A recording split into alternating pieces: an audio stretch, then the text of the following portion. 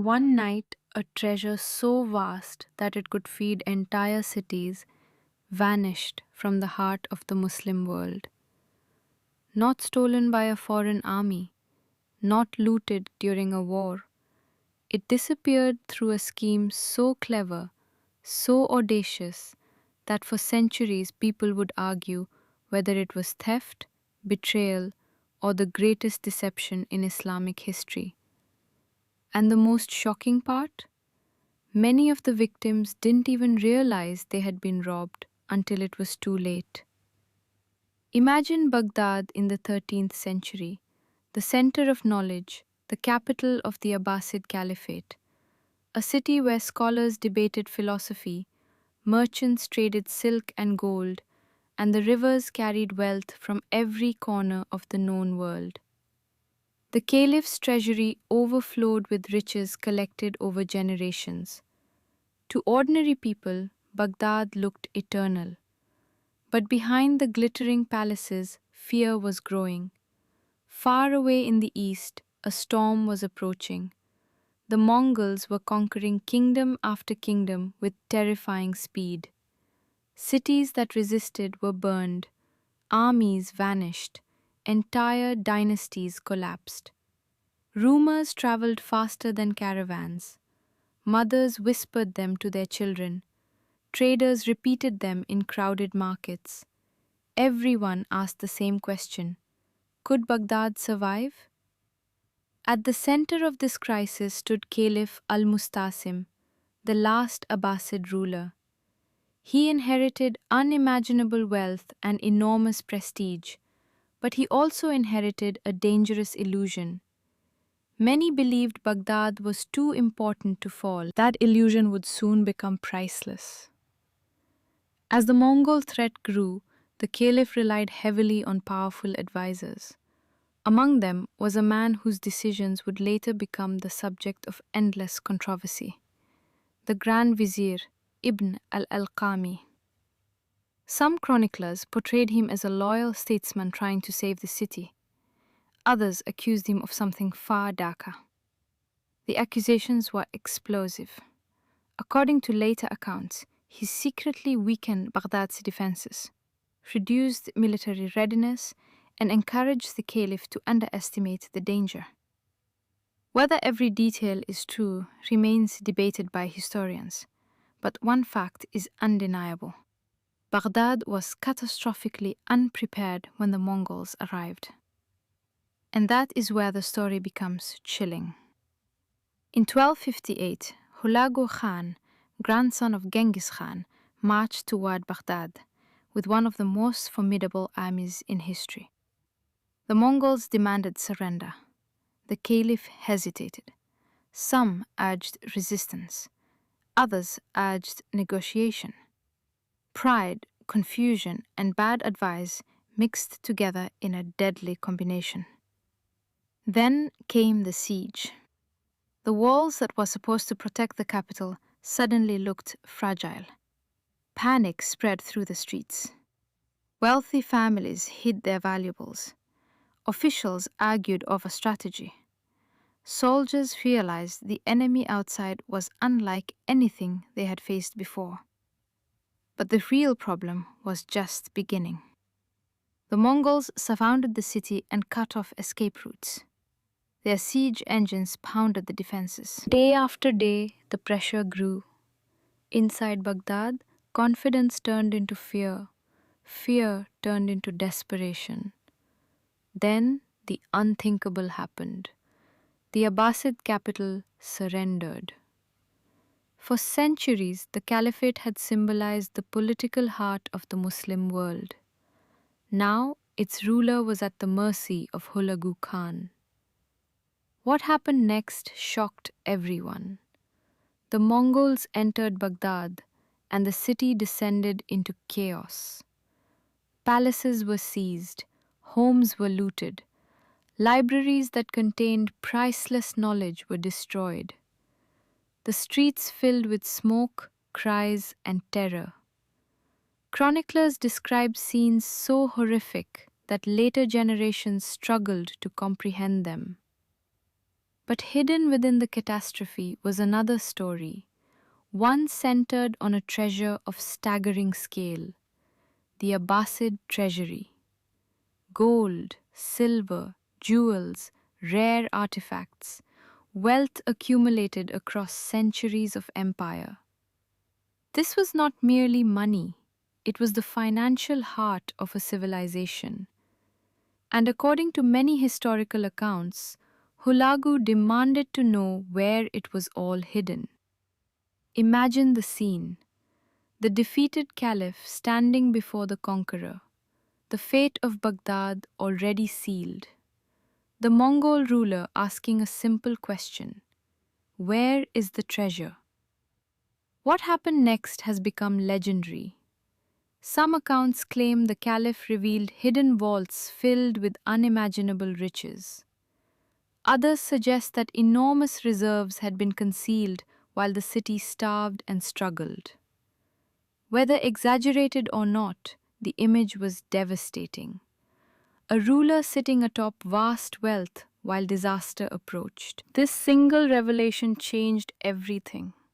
To the Mongols, the treasure became proof of weakness. Wealth had been accumulated, but power had not. Gold had been protected, but the state had not. And in that moment, the riches of the Abbasids effectively changed hands. For many later Muslim historians, this was not just conquest.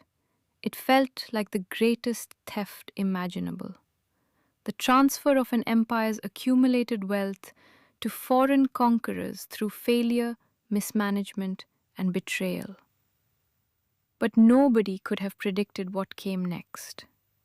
The fall of Baghdad sent shockwaves across the Islamic world.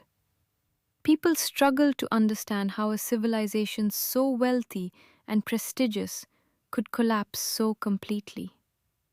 Some blamed the Mongols, some blamed the Caliph, some blamed corrupt officials, and many blamed greed. Because greed leaves clues. For years, warning signs had appeared: military neglect, political infighting, overconfidence, the belief that past glory guaranteed future safety. Baghdad's wealth created a dangerous sense of security. Why worry when the treasury was full? Why prepare for disaster when the capital seemed untouchable? History would answer those questions brutally. The destruction of Baghdad became more than a military defeat. It became a symbol of what happens when institutions weaken while appearances remain magnificent. From the outside, the empire looked rich. Inside, its foundations were cracking. And that is why some historians describe the event as the biggest CHORI in Islamic history. Not because a single thief sneaked into a vault, but because an entire civilization's accumulated wealth was lost through a chain of arrogance, poor judgment, political betrayal, and catastrophic leadership. Yet the story grows even darker. After the conquest, the Abbasid Caliph himself did not survive.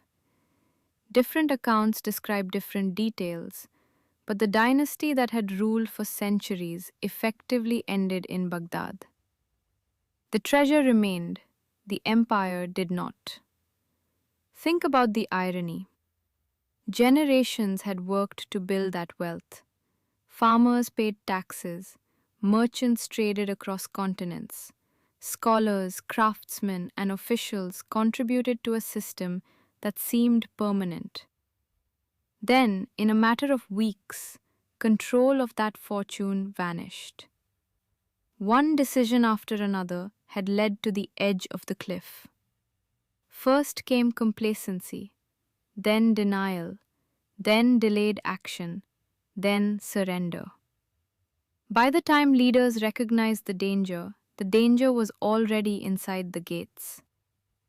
What happened next shocked later generations because the lesson felt painfully familiar. Powerful states often believe they have more time than they actually do. Wealth can hide weakness. success can hide decay, and confidence can become blindness. The Mongols did not merely take gold, they inherited the remains of a shattered system. For centuries afterward, storytellers, historians, and scholars returned to this moment. They debated the role of Ibn al-Alqami. Was he truly a traitor, or was he made a scapegoat for a disaster that had many causes? They debated the caliph's responsibility. Could Baghdad have been saved? They debated the scale of the treasury. How much wealth was really lost? But on one point, nearly everyone agreed. The fall of Baghdad marked one of the greatest catastrophes in Islamic history, and the image that endured was haunting. A city overflowing with wealth, yet unable to protect itself. Imagine standing on the banks of the Tigris after the conquest, smoke rising in the distance, palaces emptied, markets silent, libraries destroyed, treasure carried away. An empire that once seemed eternal reduced to memory. The fear was real, the greed was real, the ambition was real, the betrayal, whether by individuals or by a failing system, felt real to those who lived through it. That is why the story still grips people today. It is not only about stolen gold, it is about how civilizations lose what they value most. Sometimes the thief is an invading army. Sometimes the thief is corruption. Sometimes the thief is arrogance. And sometimes the greatest theft happens long before the treasure disappears, when leaders slowly trade preparedness for comfort, truth for flattery, and responsibility for illusion. By the time the vaults are opened, the real robbery has already happened. Baghdad learned that lesson in 1258. The wealth of centuries could not buy back a lost empire. And that may be the most terrifying part of the story.